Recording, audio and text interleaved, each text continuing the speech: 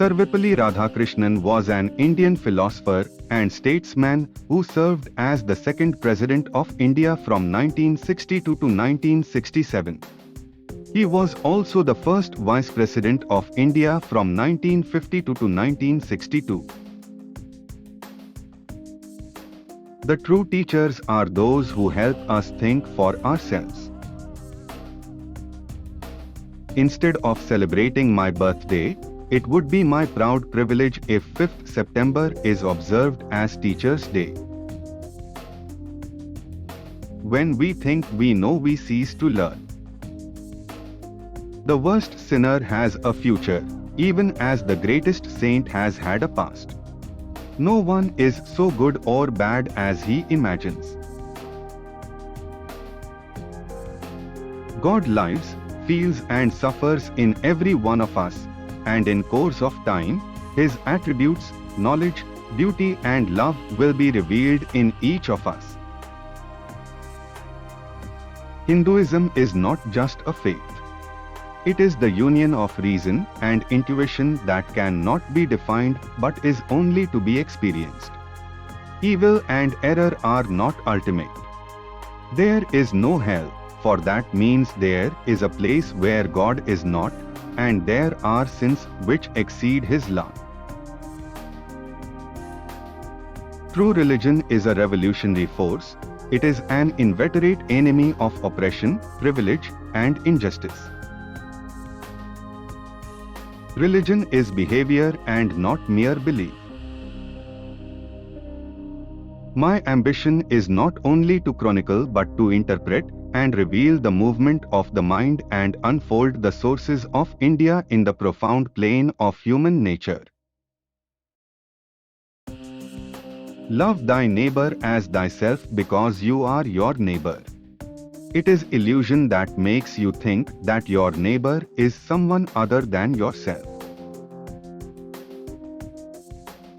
The word Atman, soul, means the breath of life.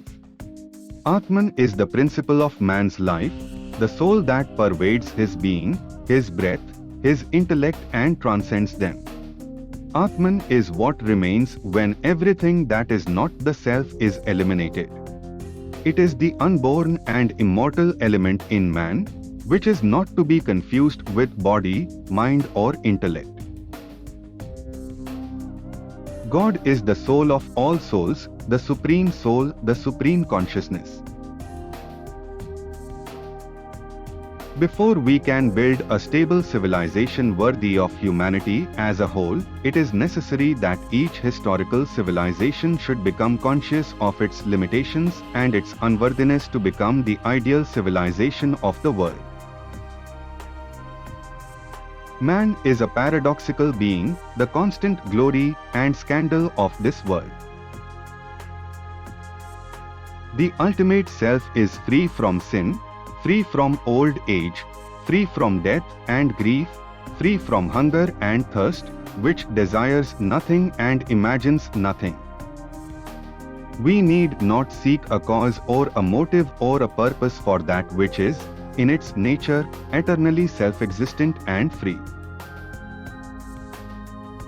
Sanskrit has molded the minds of our people to the extent to which they themselves are not conscious.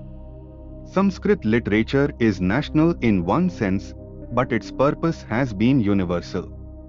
That was why it commanded the attention of people who were not followers of a particular culture. It is the intense spirituality of India, and not any great political structure or social organization that it has developed, that has enabled it to resist the ravages of time and the accidents of history. It is not God that is worshipped but the group or authority that claims to speak in His name. Sin becomes disobedience to authority, not violation of integrity.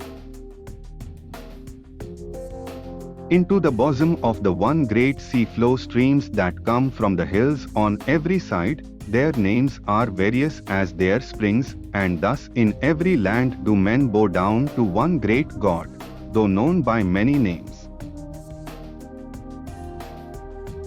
Homeopathy did not merely seek to cure a disease, but treated a disease as a sign of disorder of the whole human organism. This was also recognized in the Upanishad, which spoke of human organs as combination of body, mind and spirit. Homeopathy would play an important part in the public health of the country along with other systems. Medical facilities in India are so scanty that homeopathy can confidently visualize a vast field of expansion. The self, soul, is the constant witness consciousness. Through all months, seasons and years, through all divisions of time, the past, present and future, the consciousness remains one and self-luminous. It neither rises nor sets. The ultimate self is free from sin, free from old age, free from death and grief, free from hunger and thirst, which desires nothing and imagines nothing.